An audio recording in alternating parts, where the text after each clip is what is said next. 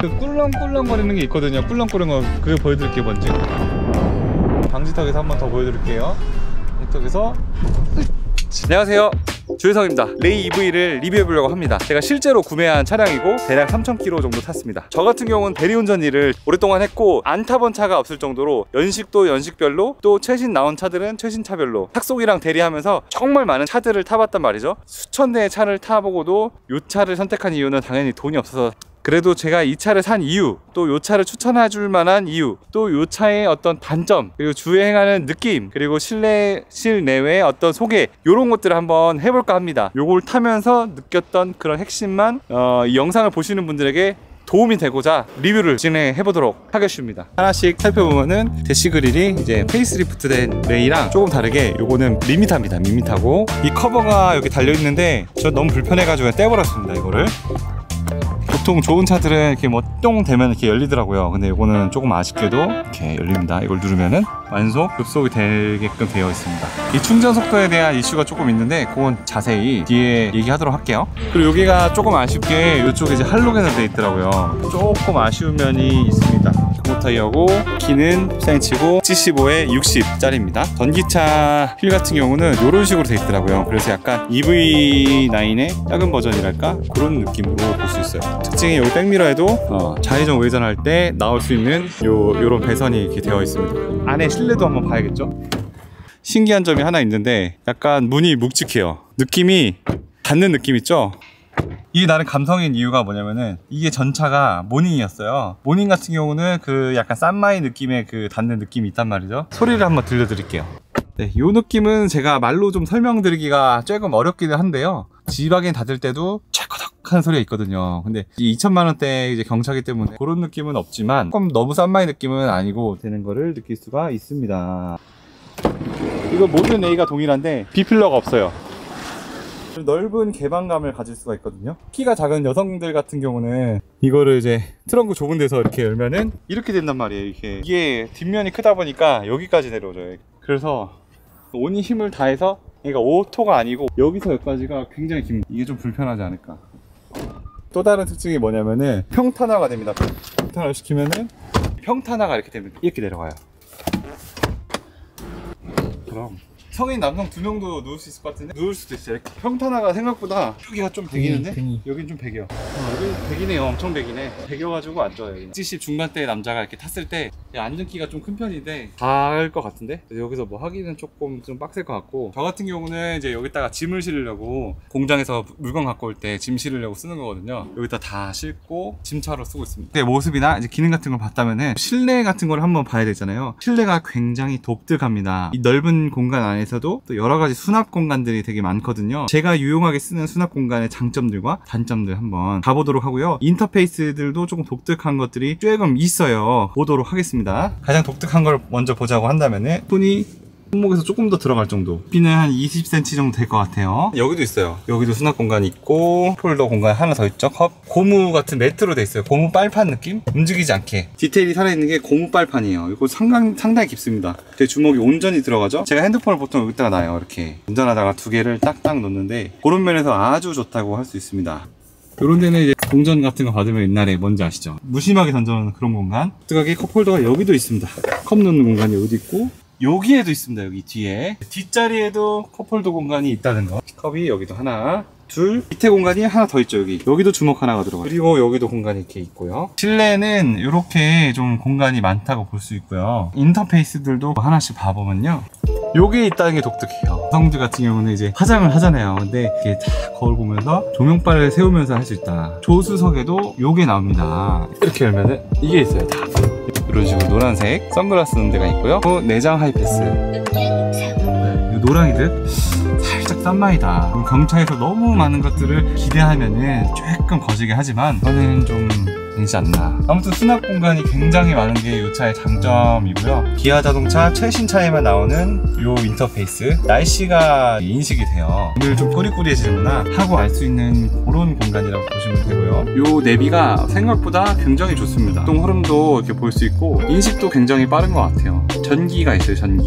그럼 이걸 누르면은 배터리가 얼마큼 남아있고 이런 식으로 나오고, 이걸 누르면은 한 위치 주변에 있는 전기차 충전소 완속이냐 급속이냐 뭐 이런 것들이 잘 나와 있습니다. 이런 걸 보면서 체크할 수 있다는 게 요 내비게이션 시스템의 장점이고, 요거는 기본으로 장착되어 있어요. 요거는 되게 직관적으로 잘 돼 있더라고요. 근데 이거 너무 직관적으로 돼 있어서 너무 좋아요. 낮춘다 했을 때 물리적으로 이렇게 내릴 수가 있잖아요. 오토가 있다는 거 미쳤어요. 공기청정 기능 있고, 이렇게 직관적으로 풍량을 조절할 수 있다는 거, 주차 브레이크를 이렇게 걸 수가 있고 뺄 수가 있어요. 그리고 오토 홀드 기능이 있다는 거. 저같이 성격 급한 애들은 바로 치고 나가야 되기 때문에 별로 안 좋습니다. 이 차 같은 경우 옵션이 최대로 들어간 거기 때문에 그 기준으로 좀 설명을 좀 드릴게요. 이 냉풍 시트가 이제 운전석에만 있고요. 열선 시트는 후수석에도 있습니다. 후수석에는 냉풍 시트가 없어요. C자재 USB 타입의 잭이 있습니다. 그 다음 뒤에도 열선이 두 개가 다 있어요. C타입 급속 충전이 됩니다. 뒷자리도 조금 이렇게 여유가 좀 있는 편인 것 같아요. 제가 보기엔 머리는 한 이 정도 남아요.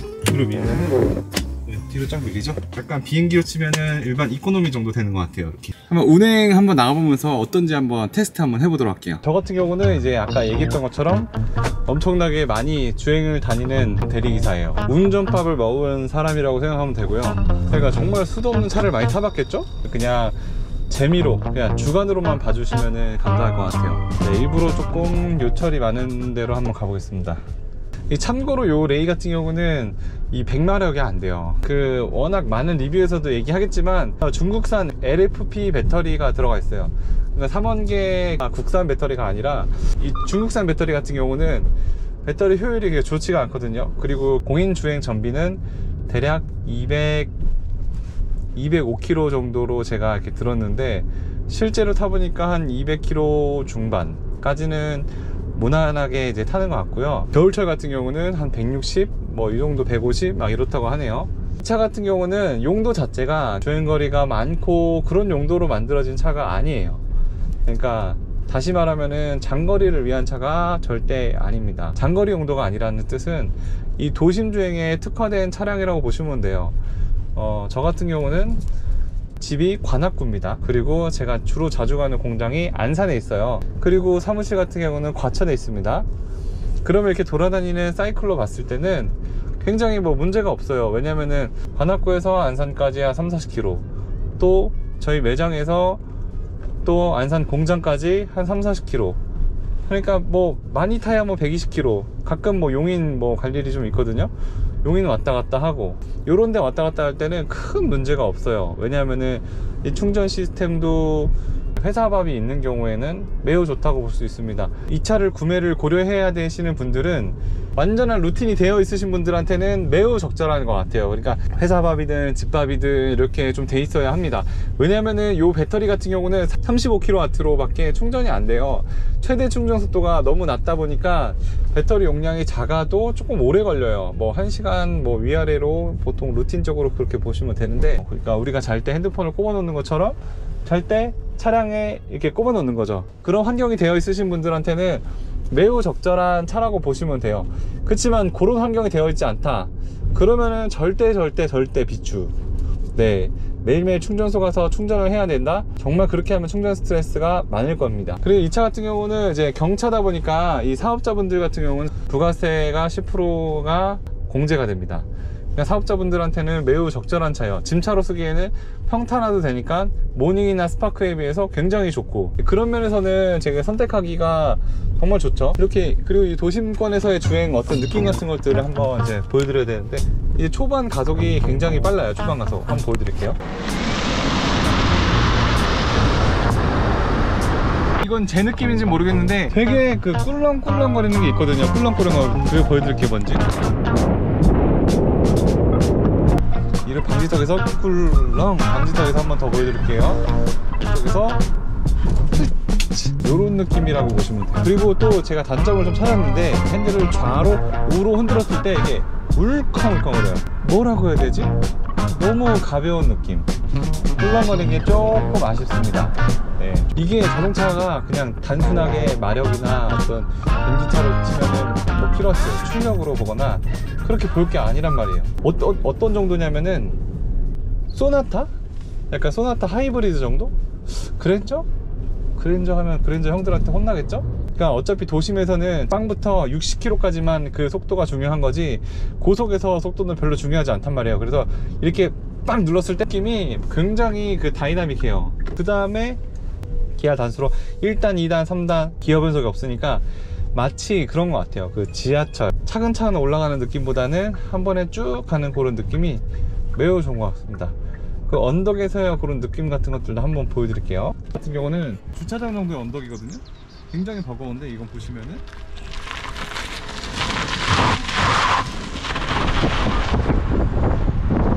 제가 지금 굉장한 언덕에 있는데요. 레이나 모닝이나 스파크는 올라갈 때 엥 거리면서 막 안 좋은 소리가 난단 말이에요. 근데 이거 같은 경우는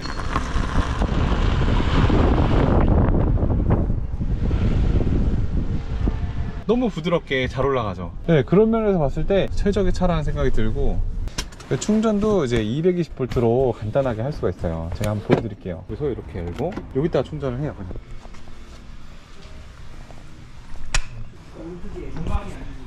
네, 이런 식으로 충전기로 딱 꼽으면은 집밥을 먹일 수 있는 거죠. 충전이 시작되었습니다. 이렇게 한번 전반적으로 레이 EV라는 차량에 대해서 한번 리뷰를 해봤습니다. 개인 사업자 중에서 레이만큼 최적의 차량은 없는 것 같습니다. 짐도 많이 실을 수 있고, 뭐 캠핑 다니고 싶으신 분들이나 아이를 태우고 등하원을 시키시는 분들한테는 정말 최적의 차라고 볼 수가 있고요. 여러모로 이제 장점이 많은 차량이라고 생각하는데, 여러분은 어떻게 생각하시는지 모르겠네요. 그 리뷰 영상 보시고 또 도움이 많이 되셨으면 좋겠고요. 네, 도움이 되셨다고 한다면 구독이랑 좋아요 부탁드리겠습니다. 감사합니다.